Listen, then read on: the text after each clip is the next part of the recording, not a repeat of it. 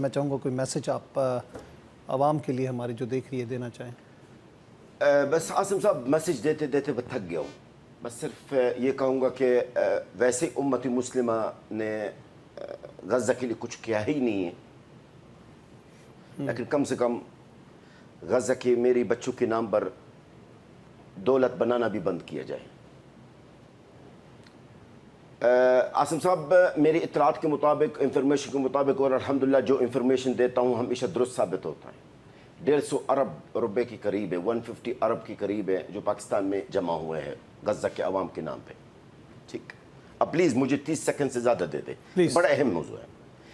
150 ارب سے زیادہ، تقریباً لگ بھگ 150 ارب روپے کا جو امداد جو جمع کیا گیا ہے پاکستان کے اندر، جس میں سے آپ کے سامنے غزہ کے عوام بھوک سے اور پیاس سے مرے کتنے لوگ ہیں وہ آپ کے سامنے.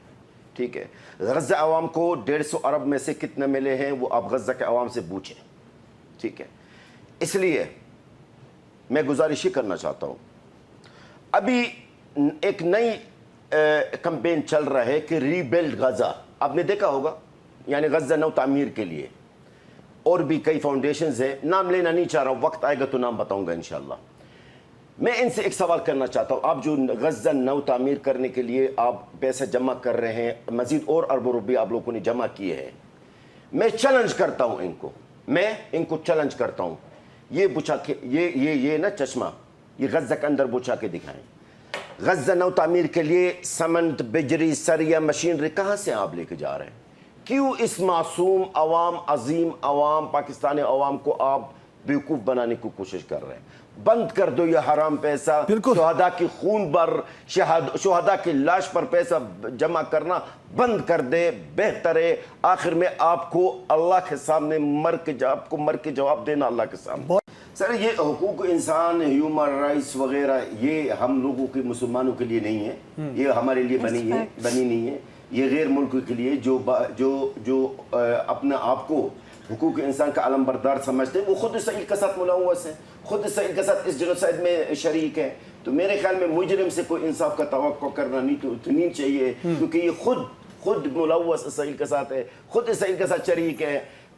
اسرائیل اکیلا نہیں لڑ رہا ہے، یقین کریں، میں آپ کو بتاؤں، اگر اسرائیل کو سپورٹ نہ ملتا، یہ بات یاد رکھیے میری، اگر اسرائیل کو مغربی طاقتوں سے سپورٹ نہ ملتا تو یہ اسرائیل جو آپ کی اسرائیل ہے، یہ 4 دن بھی نہیں ہمارے جنگجو کا سامنے بالکل 4 دن سے بھی زیادہ نہیں لگا سکتے، یقین کریں آپ. اچھا، ساتھ میں آپ کو یہ بھی بتا دوں، ہیومن رائٹس ہو یا OIC ہو یا اقوام متحدہ محترم، ہم ہیں لاوارث.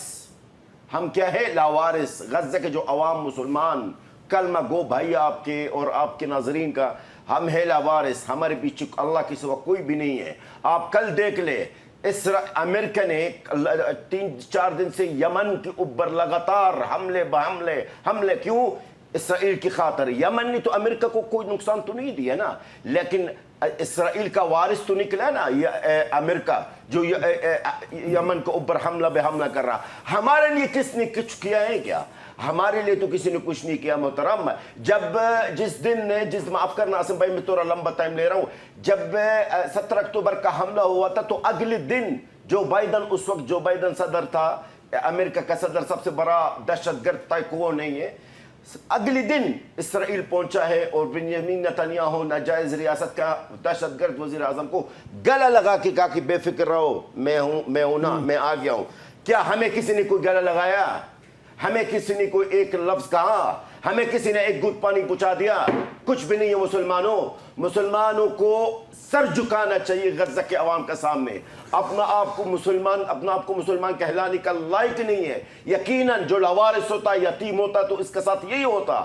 اگر ہمارے مسلمان واقعی میں مسلمان ہوتے ہیں، اگر ہمارے مسلمان رسول اکرم صلی اللہ علیہ وسلم کے حدیث کو مانتے ہیں، جو مسلمان ایک جسم کا مانند ہے، ہم ان کی نظر میں اس جسم کا حصہ بھی ہے کہ نہیں ہے؟ ہم اس جسم کا حصہ ہے یا نہیں ہے؟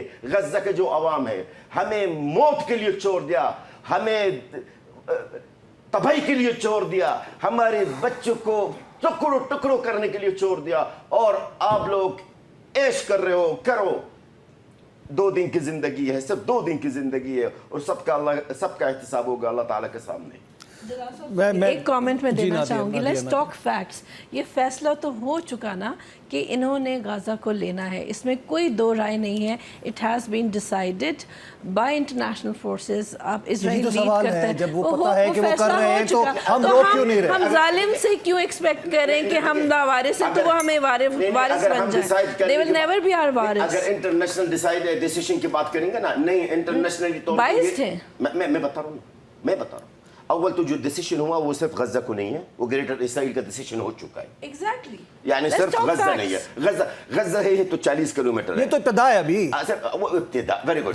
देखिए ना, गजा तो है 40 किलोमीटर है, और हम मर जाएंगे, मिट जाएंगे। हम जो मैं गजा के अवाम की बात करूंगा, ठीक है।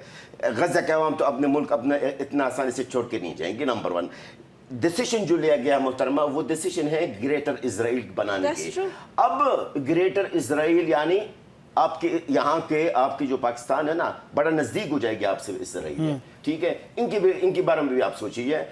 हम तो यही थे कि हम यही कह रहे हैं, हमारे उम्मत मुस्लिमा को जागना चाहिए, समझना चाहिए कि हो क्या रहा है। गजा से टारगेट नहीं है। हम जालिम से हेल्प नहीं मांग सकते, because they are the one who is creating everything.